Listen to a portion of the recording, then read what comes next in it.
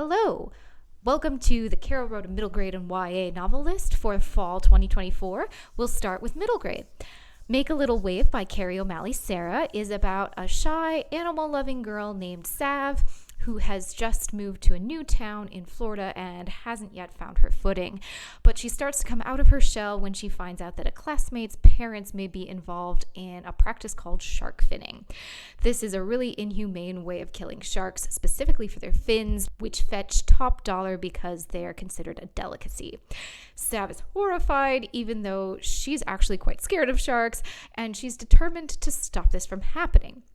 By the way, the story does a really careful job of avoiding graphic descriptions of harm to animals while still getting across the seriousness of what's happening. As Sav learns more about sharks, she realizes that they're widely misunderstood. They're not the vicious killers that we so often see in media, and she starts to feel a real kinship with them. She gets more and more caught up in trying to stop shark finning, which leads to some messiness and some missteps as she employs some ill-judged tactics and encounters some pushback that makes it really hard to make friends in this town. But little by little, she figures out how to use her voice effectively and responsibly to fight for this cause. And in the process, she overcomes a lot of her fears, from public speaking to getting up close and personal with some sharks in the open ocean.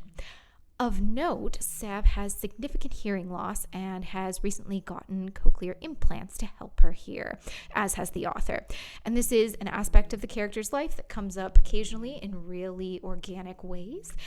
There's back matter with additional information about sharks and an update on real-world shark finning bans in the United States. Carrie did a ton of research for this book, and she's gone on multiple ocean-based shark dives herself.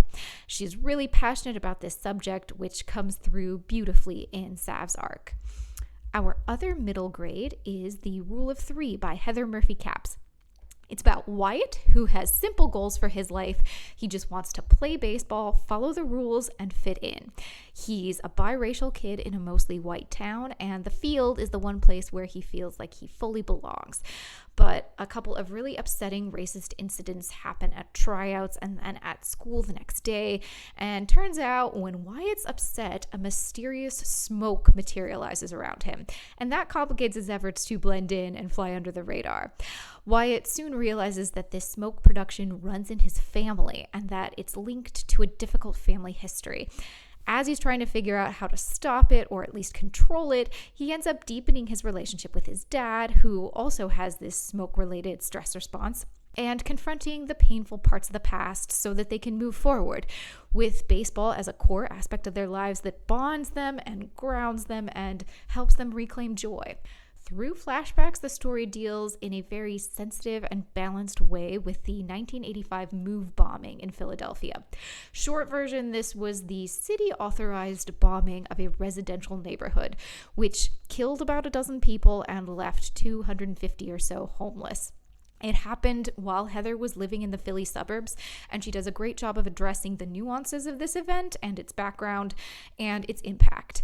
She's a former broadcast journalist as well as the announcer for her son's high school baseball team, so she has brought several aspects of her life to this story, which is a really lovely exploration of resilience and healing.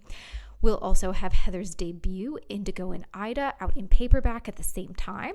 It's about a girl who discovers letters written by the journalist Ida B. Wells, and they change her life. And we'll be doing a paperback edition of This Last Adventure by Ryan Dalton, about a boy who's coping with slowly losing his beloved grandfather to dementia. On the lab list for the YA novels, we have They Thought They Buried Us by Nonika Ramos, about a Puerto Rican teen named Yuiza. They're a horror movie enthusiast who gets a scholarship to an elite boarding school and discovers upon arrival that the school holds some sinister secrets. So a familiarity with the horror genre might become crucial to surviving there. This is a really ambitious novel. It's part horror, part magical realism, part coming-of-age story, even part screenplay. It incorporates various screenplay-esque elements like flashbacks and voiceovers, and not to get too spoilery, but also alternate endings. It's very meta in some ways about the horror traditions that it's drawing on, but it constantly defies expectations. At its core, it's about teens forging community in a hostile environment. It's about renewal and rebirth in defiance of the odds. And then we have Here Goes Nothing by Emma K. Oland, a modern reimagining of Shakespeare's Much Ado About Nothing. It follows high school senior Beatrice as she tries to sort out her life plans and her identity amidst constant distractions from, among other things, her annoying neighbor Benny, her adored little sister who's now dating Benny's best friend and forcing them all to spend time together, her sister's bitter ex who is out for revenge, and her checked out dad who has never recovered from her mom's death.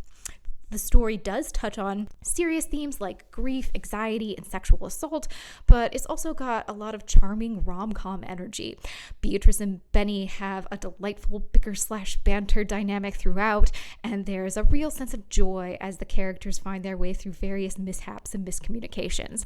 The story is both an homage to the Shakespearean original and a thoroughly contemporary reconfiguration of it that puts a fresh spin on the characters and themes. Emma's debut novel, Funeral Girl, would be out in paperback at the same time. It's about a girl who can raise the spirits of the dead and finds this really inconvenient since her parents own a funeral home. And we'll also be doing a paperback run of Somebody Told Me by Mia Siegert, which is about a teen recovering from an assault who discovers that someone in their community is a serial abuser. So that is our fall 2024 list, and I hope you'll check it out.